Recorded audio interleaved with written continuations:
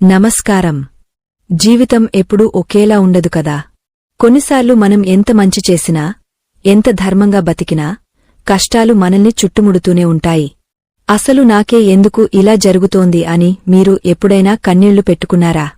పక్కవాళ్లు ఏ తప్పు చేసినా దర్జాగా బతుకుతుంటే మనమాత్రం చిల్లిగవ్వ లేకుండా, మనశ్శాంతి లేకుండా ఎందుకు అలమటిస్తున్నాం అని మీకు అనిపించిందా?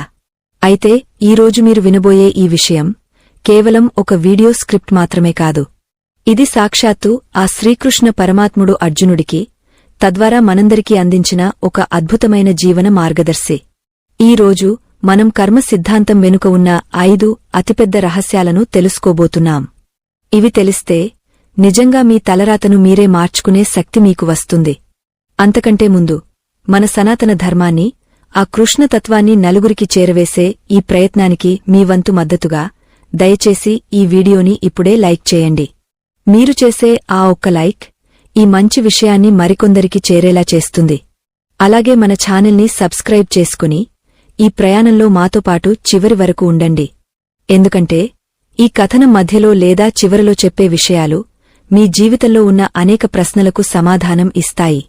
కాబట్టి ఎక్కడా స్కిప్ చేయకుండా పూర్తి ఏకాగ్రతతో వినండి. మనం కథలోకి వెళ్దాం. పూర్వం అవంతి అనే రాజ్యంలో సుధాముడు అనే ఒక వర్తకుడు ఉండేవాడు. సుధాముడు అంటే కేవలం పేరులో మాత్రమే కాదు, గుణంలో కూడా చాలా మంచివాడు. అతని వ్యాపారం ఎంత బాగా సాగేదంటే ఆ నగరంలో సగం సంపద అతని చేతుల్లోనే ఉండేది అని చెప్పుకునేవారు. కాని సుధాముడికి ఆ సంపద పట్ల ఏనాడూ అహంకారముండేది కాదు.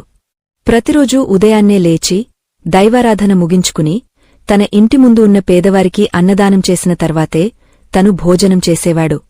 తన జీవితంలో ఏ రోజూ అబద్ధం ఆడలేదు, ఎవరిని మోసం చేయలేదు, తెలిసి ఏ చిన్న చీమకు కూడా హాని తలపెట్టలేదు.